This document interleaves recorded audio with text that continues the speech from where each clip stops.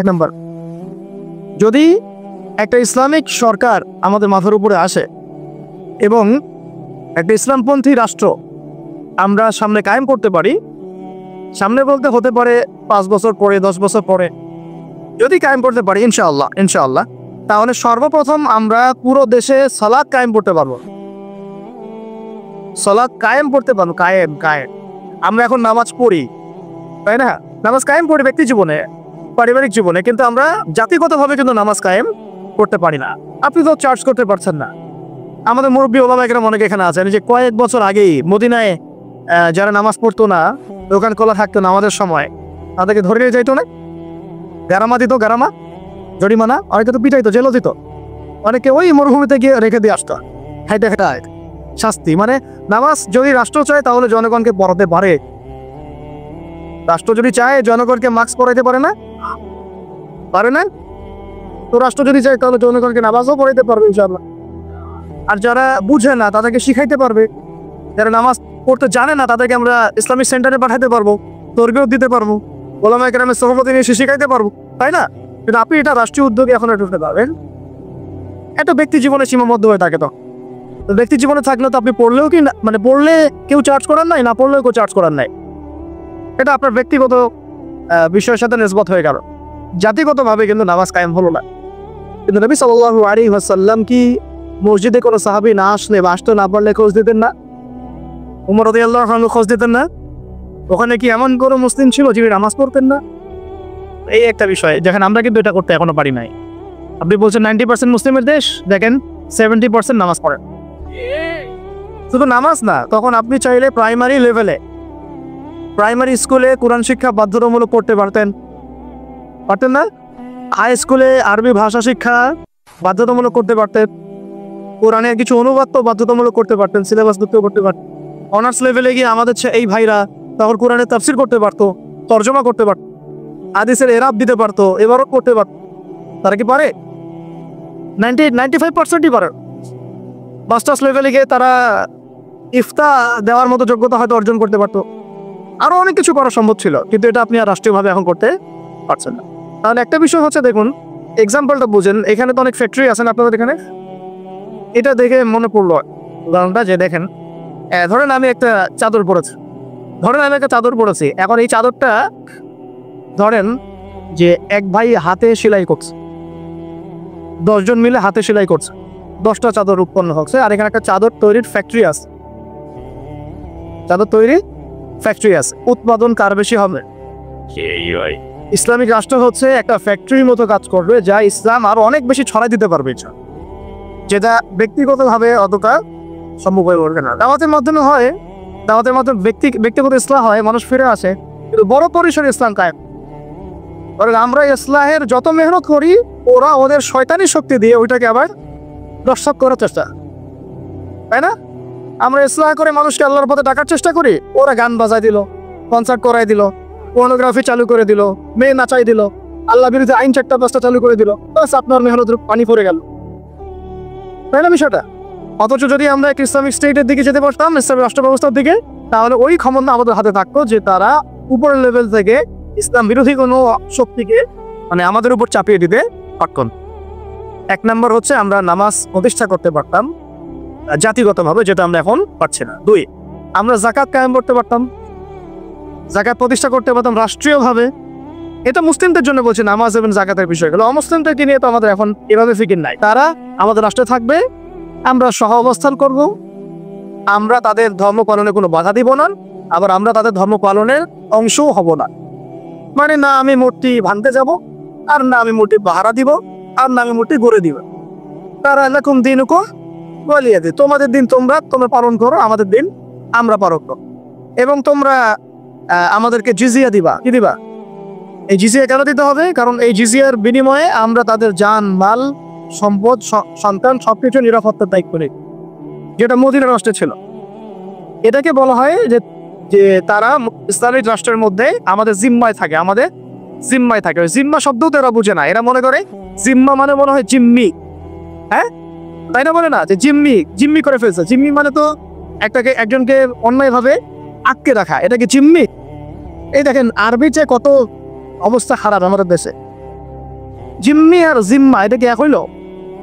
জিম্মি হচ্ছে কি কাউকে অন্যায়ভাবে আটকে রাখা, আর জিম্মা মানে আপনার জান আমার জান, আপনার মাল আমার মাল, আপনার সন্তান আমার সন্তান, আপনার পরিবার আমার পরিবার। আপনি আমাকে জিজিয়া দিবেন, আপনার পুরো জান মাল ইজ্জত পরিবারের দায়িত্ব আমাদের। কেউ আপনাদের দিকে বাঁকা চোখে তাকাইতে পারে না। যদি তাকাইতে আসে কোনো মুসলমানও যদি আপনার উপর জুলুম করতে আসে, আমরা মুসলমানের হাত কেটে ফেলে যখন আপনার উপর জুলুম হবে। তো যদি আপনি মাজলুম হন আর মুসলিম জালেম হয়, তাহলে আমরা তার বিরুদ্ধে ব্যবস্থা নেব। এটা হচ্ছে জিম্মাদারি। এরা দেখলাম যে এতটুকু বুঝে না। আমাদের একটা স্ট্যাটাস নিয়ে দেখলাম ভারতীয় একটা মিডিয়া এইসব অপপ্রচার চালাইছে। উনি বলছে যে অমুসলিমদেরকে জিম্মায় নিয়ে চলে আসবে। আরে ভাই, জিম্মা তো ভালো শব্দ। জিম্মা এত বড় শব্দ যে মানে আমার সন্তান যদি আপনার বিরুদ্ধে অন্যায় করে, আমি আমার নিজের হাতে সন্তানকে শাস্তি দিব, এটা হলো জিম্মা। যাই হোক, এটা তারা বুঝে না। এটা তাদের জন্য না, এই সালাত এবং যাকাতের বিষয় তাদের জন্য না, মুসলিমদের জন্য। অমুসলিমদের জন্য এটা নয়। আমরা তাদেরকে দাওয়াত দিব। কি করবো? তাদেরকে দাওয়াত দিব। যাকাত প্রতিষ্ঠা করা সম্ভব কিভাবে? আমরা রাষ্ট্রীয়ভাবে আমাদের যাদের নেশাব পরিমাণ সম্পদ হয়েছে, একেবারে তালিকাভুক্ত করে সুমারি করে একটা প্রশাসনের বাহিনীকে লাগিয়ে দিয়ে এটাকে আমরা মানে উত্তোলন করতে পারি কিনা? নবী সাল্লাল্লাহু আলাইহি ওয়াসাল্লাম করেছিলেন কিনা? আবু বকর সিদ্দিক, ইবনুল খাত্তাব বিন আফফান, ওসমান বিন আফফান, আলী ইবনে আবি তালেব, তারা করেন নাই? তখন কি এই যাকাতের অর্থগুলো গরিব মানুষের কাছে সমানভাবে বন্টন করা হয় নাই? যাকাতে 8টা খাতে, এবং তখন কি সমাজের মধ্যে গরিব মানুষের সংখ্যা বেশি ছিল না কম? একজনও খুঁজে পাওয়া যায় তো? ওয়াল্লাহি, এখনো যদি আমরা যাকাত ভিত্তিক অর্থ ব্যবস্থা চালু করতে পারতাম, তাহলে আমাদের সমাজেও কোনো গরিব মানুষ থাকতো না। আপনাদের যত ওই কমিউনিজমের মতবাদ আছে, আর ওই পুঁজিবাদ আছে, আর এই সমাজতন্ত্র আছে, হ্যাঁ, আর এই যে আরো যত মতবাদগুলো আছে, ওয়ার্ল্ড ব্যাংকের, IMF এর, ফেডারেল রিজার্ভ ব্যাংকের, এই সমস্ত মতবাদগুলো ফেল করছে। মানবতার কল্যাণে তারা কিছুই করতে পারে। মানবতার কল্যাণে প্র্যাকটিক্যালি কাজ করে দেখিয়েছেন নবী মুহাম্মদ সাল্লাল্লাহু আলাইহি ওয়াসাল্লাম কিভাবে ইসলামী এবং যাকাত ভিত্তিক অর্থ ব্যবস্থার মধ্য দিয়ে সমাজের দরিদ্র মানুষের হক আদায় করতে হয়। এটা তিনি দেখিয়ে দিয়েছেন। আপনারা সেটা কিছুই করতে পারেন। খালি এসব বদবাধা আমাদেরকে ইকোনমিক্সের বই পড়াইছে। ইকোনমিক্সের কি করছে? বই পড়াইছে। আর ইকোনমিক্সের পড়া এত জরুরি এই যুগে, ইসলামিক ইকোনমিক্স, না হলে যে আমাদেরকে কিভাবে তারা সুদখোর বানাচ্ছে আপনি চিন্তা করবেন। সাম্য তো কায়েম করতে পারেনি নাই, ইনসাফ তো করতে পারেনি নাই, বরং মানুষকে খাইয়েছেন রিবা, সুদ, ঘুষকে জায়েজ করছেন, দুর্নীতি হয়েছে, টাকার মান কমানো বাড়ানো নিয়ে ইনফ্লেশন করেছেন, গরিবের রক্ত চুষে খাইছেন। হ্যাঁ, একটা অংশ দিন দিন ধনী হয়েছেন, বাকি অংশকে গরিব বানাইছেন। মানুষের রক্তচোষা, শ্রমিকদের রক্তচোষা, গরিবদের রক্তচোষা অর্থনীতি দিয়েছেন মানুষকে, এবং এর ফলে মানে বৈশ্বিক জুলুম আপনারা প্রতিষ্ঠা করেছেন এই অর্থনীতি সিস্টেমের মতো। এইটা নিয়ে কথা বলতে গেলে আমার 1 ঘন্টা সময় লাগবে, এটা আমি অন্য একদিন বলবো ইনশাআল্লাহ। শুধু এই টপিকের উপর কথা বলবো ইনশাআল্লাহ, যে বর্তমান অর্থ ব্যবস্থা ধোঁকাবাজি।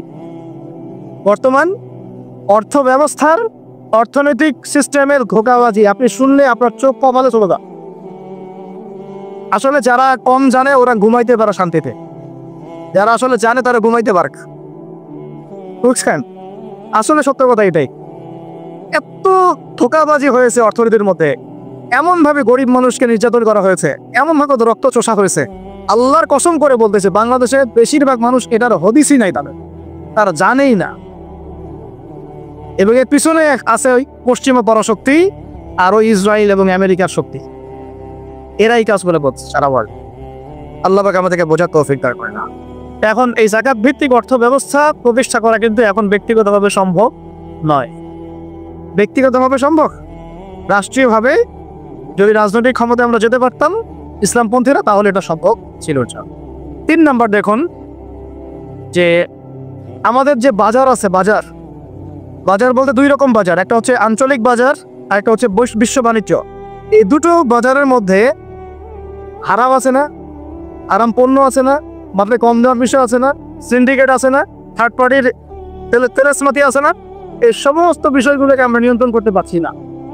ইসলামী অর্থ ব্যবস্থা থাকলে বা ইসলামী বাজার ব্যবস্থা থাকলে, ইসলামিক যদি আমরা কি বল সাম্যের ইকোনমি যদি আমাদের সামনে থাকতো, তাহলে আমরা এই প্রত্যেকটা হারামকে বন্ধ করতে পারতাম। এই মজুদদারিগুলো বন্ধ করতে পারতাম, আমরা সিন্ডিকেট বন্ধ করতে পারতাম, আমরা এই যে ইন্ট্রুশন বন্ধ করতে পারতাম, আমরা বাজারের যে জুলুমগুলা দুর্নীতিগুলো এগুলো বন্ধ করতে পারতাম। এইগুলো কিন্তু আমরা বন্ধ করতে পারছি না।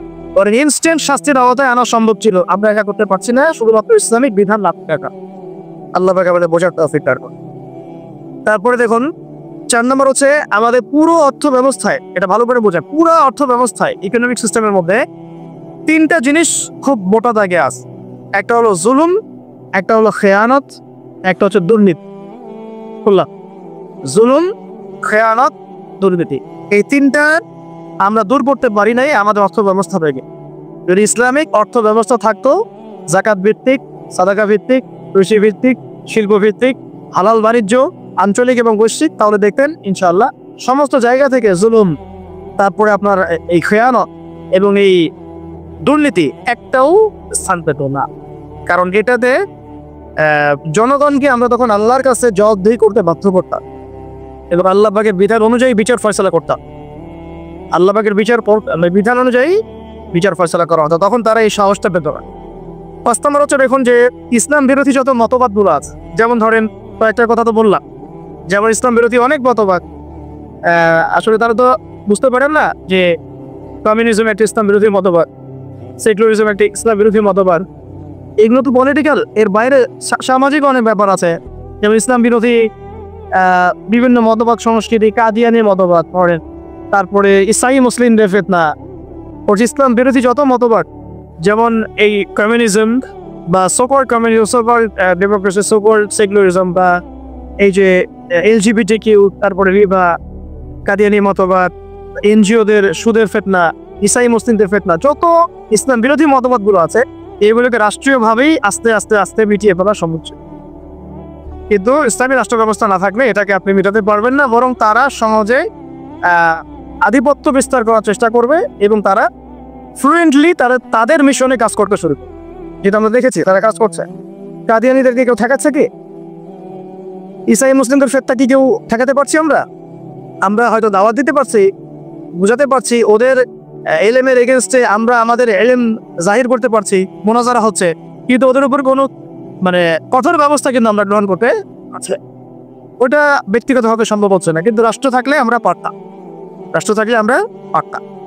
LGBTQ যে ওরা বলছে LGBTQ বইয়ের মতো নিয়ে আসতেছে, রাস্তায় মানববন্ধন করছে, অধিকার চাচ্ছে, আইন পাস করতে বলছে, সমকামিতার আইন পাস করতে বলছে, সুদ তো আগেই হালাল করে ফেলছে তারা, মদের লাইসেন্স তো এগুলো আগেই দেওয়া হয়েছে, পতিতালয়ের লাইসেন্স আগেই দেওয়া হয়েছে, ইসাই মুসলিমরা কাজ করতেছে, শুধু এনজিওরা কাজ করতেছে, কাদিয়ানিরা কাজ করতেছে। আমরা কি এগুলোর একটাও ওরার থেকে কেটে ফেলতে পারছি? এটা আমরা পারতাম যদি আমাদের কাছে ইসলামী শাসন ব্যবস্থা ও ইসলামী একটা ইমারা বা একটা খেলাফা রাষ্ট্র থাকতো। এই জিনিসগুলো আমাদেরকে বুঝতে হবে, আল্লাহ পাক বোঝার তৌফিক দান। কয়টা বলছি? 5টা। 6 নম্বরটা খুব বেশি ইম্পর্টেন্ট, এটা আমাদের জন্য খুব বেশি ইম্পর্টেন্ট এই কারণে যে এটা জাতির মেরুদণ্ড। আমাদের জাতির মেরুদণ্ড কি? শিক্ষা। এখন আসেন একটু পিছনে ফিরে তাকান, বিগত 30, 40, 50 বছরে, বিগত 30 থেকে 40 বা 50 বছরে জাতীয় শিক্ষা ব্যবস্থার মধ্যে ইসলাম কতটুকু আছে আর কতটুকু নাই? আদৌ কি আছে? জাতীয় শিক্ষা ব্যবস্থা, আমি কিন্তু মাদ্রাসা শিক্ষার কথা বলছি না। আচ্ছা, মাদ্রাসা শিক্ষা ব্যবস্থা প্রণয়ন করতে হলো কেন? কারণ জাতীয় শিক্ষা ব্যবস্থার মধ্যে ইসলাম নাই, তাই। মাদ্রাসাগুলো না থাকলে তো ইসলাম মিটাই ফেলতো তারা, মাদ্রাসাগুলো না থাকলে কি করতো? ইসলাম মিটাই ফেলতো। তো মাদ্রাসার খেদমত তো একটা সুরত। আমার দেশের 80%, 90% মানুষ মুসলিম, কোটি কোটি ছেলে মেয়ে স্কুলে পড়াশোনা করে, কলেজে পড়াশোনা করে, ইউনিভার্সিটিতে পড়াশোনা করে। আচ্ছা, তাদের কি মৌলিক অধিকার না যে তারা প্রাইমারি স্কুলে কোরআন শিখবে, হাই স্কুলে তারা অন্তত আরবিটা শিখবে, ফরজে আইনের জ্ঞান জানবে, হাদিস শিখবে, সিরাত শিখবে, কোরআন অনুবাদ করতে পারবে বা কোরআনের তাফসীর করতে পারবে, অথবা তারা ফিকহ বা উসুলের জ্ঞানগুলো অর্জন করবে, মুফতি হবে, মুহাদ্দিস হবে, মুফাসসির হবে? এই অধিকার কি আমাদের এই কোটি কোটি ছেলের নাই, মেয়েদের নাই? আমরা শিক্ষাকে একদম সেকুলার করে ফেলছি। শিক্ষা ব্যবস্থার মধ্যে ইসলাম আনা যাবে না, ঠিক যেমন রাষ্ট্র ব্যবস্থার মধ্যে ইসলাম আনা যাবে না, অর্থনীতির মধ্যে ইসলাম আনা যাবে না, ঠিক ওই রকমই শিক্ষা ব্যবস্থার মধ্যেও ইসলাম আনা যাবে না। এই কনসেপ্টটাই আমরা আমাদের জাতিকে দীর্ঘদিন যুগের পর যুগ অন্ধকারে রাখছে। এই জন্য দেখা যায় একজন এমপি সাহেব কোরআন তেলাওয়াত পড়তে পারে না, একজন বিসিএস ক্যাডার সূরা ফাতিহা পড়তে পারে না, একজন বুদ্ধিজীবী টকশো ফোনায় ফেলতেছে, একদম টকশো থেকে একদম কি একটা অবস্থা, টেবিল থাপড়ায় থাপড়ায় কথা বলছে, কিন্তু এদিকে সে হুজুর ফরজ বলতে পারে না। হ্যাঁ, এইভাবে আমরা আমাদের সমাজটাকে একদম ধ্বংস করে রয়েছি। এই জায়গায় কথা বলতে গেলে আমি একটু উত্তেজিত হয়ে পড়ে আর আমরা আমাদের সমাজের শিক্ষাটাকে একদম ধ্বংস করে রয়েছি, একেবারে ধ্বংস করে রয়েছি।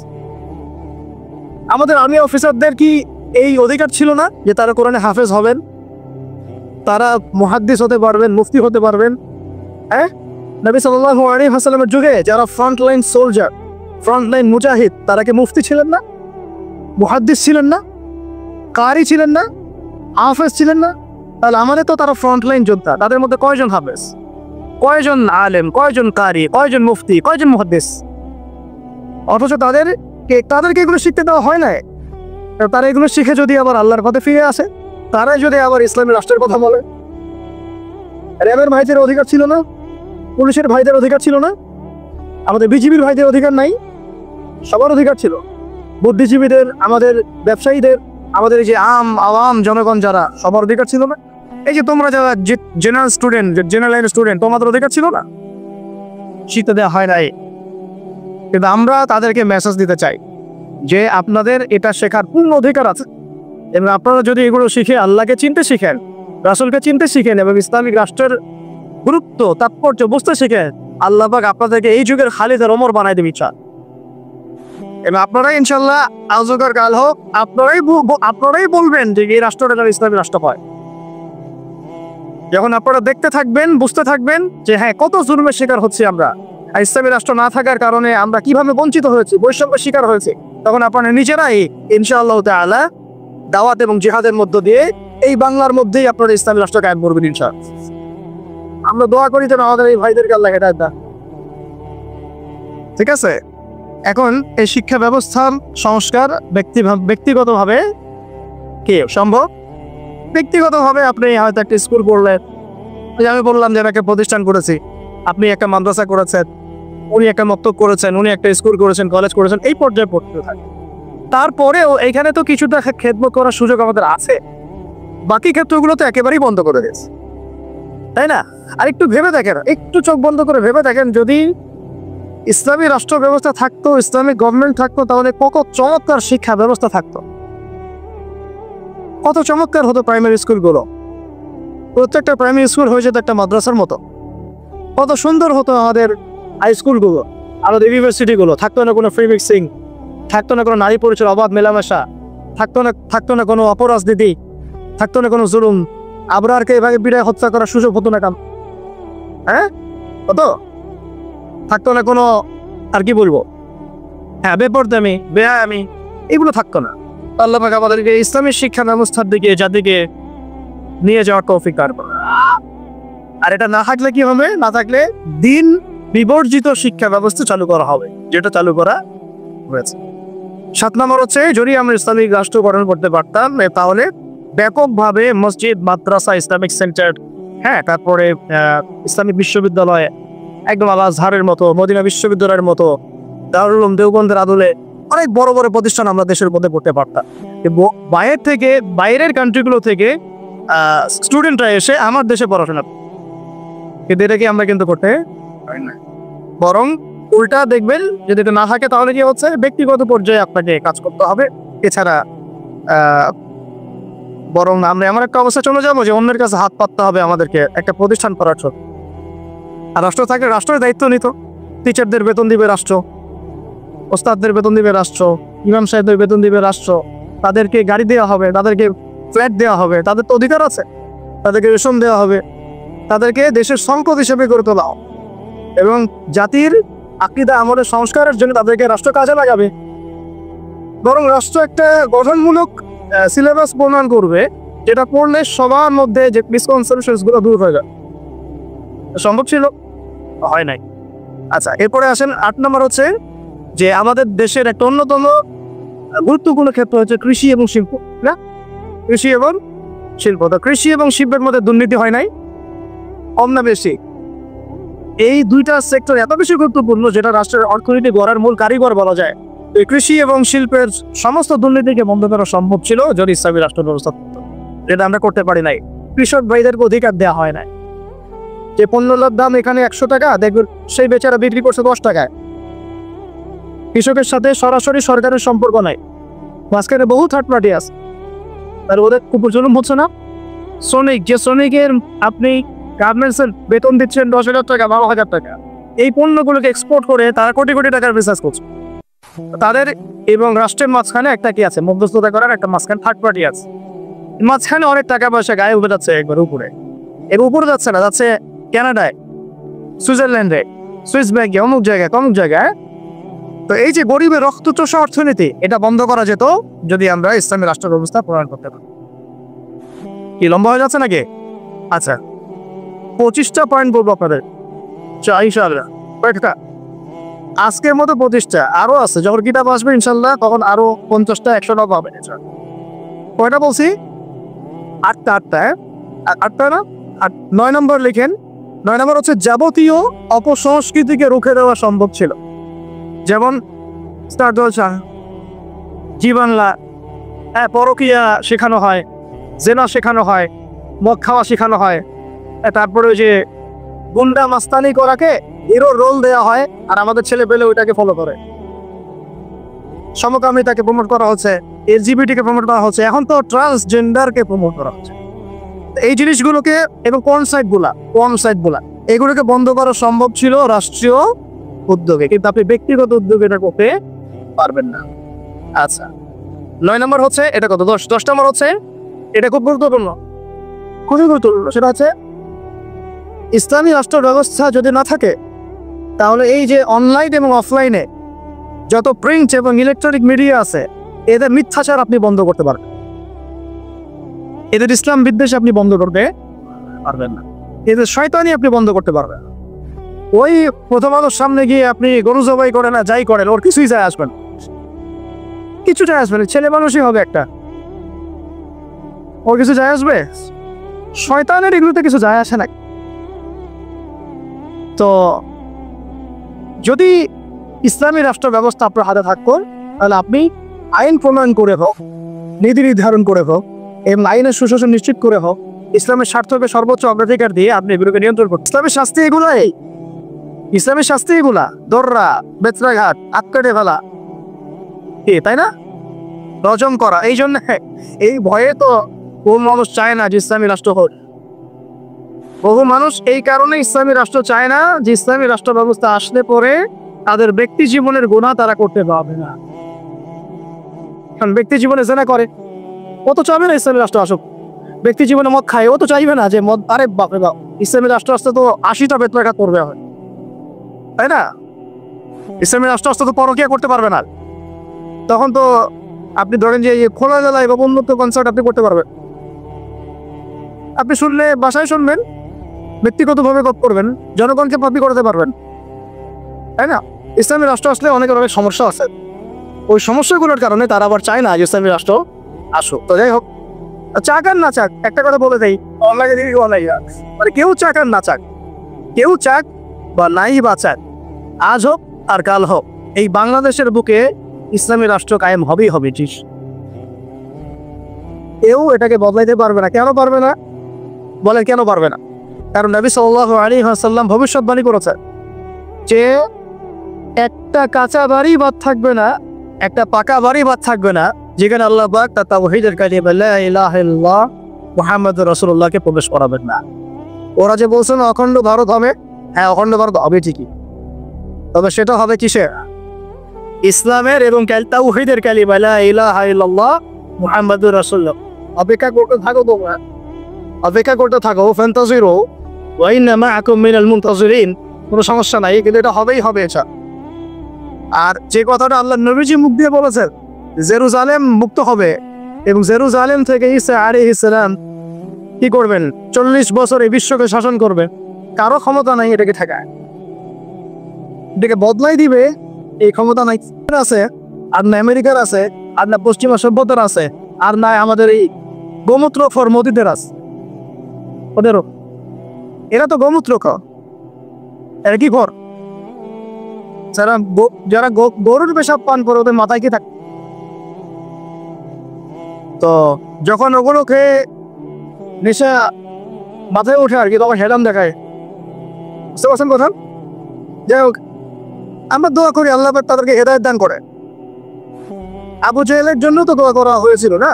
আল্লাহ আবু জাহেল ওমর রাদিয়াল্লাহু আনহুর মধ্যে যাকে আপনি ভালোবাসেন আল্লাহ আপনি হেদায়েত দান করেন।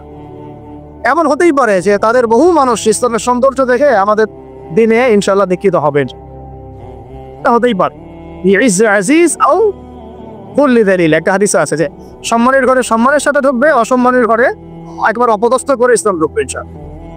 তো যাই হোক, পয়েন্টটা ছিল কি, যে আমরা যদি ইসলামিক রাষ্ট্র ব্যবস্থা থেকে যেতে পারি তাহলে প্রিন্ট এবং ইলেকট্রনিক মিডিয়া এই যে ইসলাম বিদ্বেষ এগুলোকে আমরা বন্ধ করতে পারবো। তখন আমরা ইনসাফ প্রতিষ্ঠা করতে পারবো এবং সত্য মানুষের কাছে প্রচার করতে পারবো। সারা বিশ্বে ইসলামকে যে জঙ্গি সন্ত্রাসী এই শব্দগুলো কারা ছড়াইছে বলেন তো? এই মিডিয়ারাই ছড়াইছে। কারা ছড়াইছে? এই মিডিয়ারা ছড়াইছে, খ্রিস্টানরা ছড়াইছে। সবাই ইসলামকে জঙ্গি ধর্ম, সন্ত্রাসী ধর্ম এগুলো ছড়াইছে না? মুজাহিদদেরকে বলেছে এরা সন্ত্রাসী। এখন পর্যন্ত মানুষ এদেরকে তারা বলে সন্ত্রাসী, আর এই জালেমকে তারা বলে কি বলে? হ্যাঁ, মানবতাবাদী না? আমাদের ভাইরা ওখানে নির্যাতিত হচ্ছে, নিপীড়িত হচ্ছে, কিন্তু আল্লাহ পাকের কাছে ওই জায়গাটা অনেক মকবুল একটা জায়গা। কেন মকবুল? আল্লাহ পাক ওই জায়গা থেকে বেশি সুহাদা নিচ্ছেন আল্লাহর কাছে, বেশি শহীদ আল্লাহ ওইখান থেকে নিচ্ছেন। তো এটা দেখে আমাদের তো রক্ত আর ঠান্ডা থাকে না, সবার গরম হয়ে যায়, কেউ দেখতেও পারি না এখন এগুলা।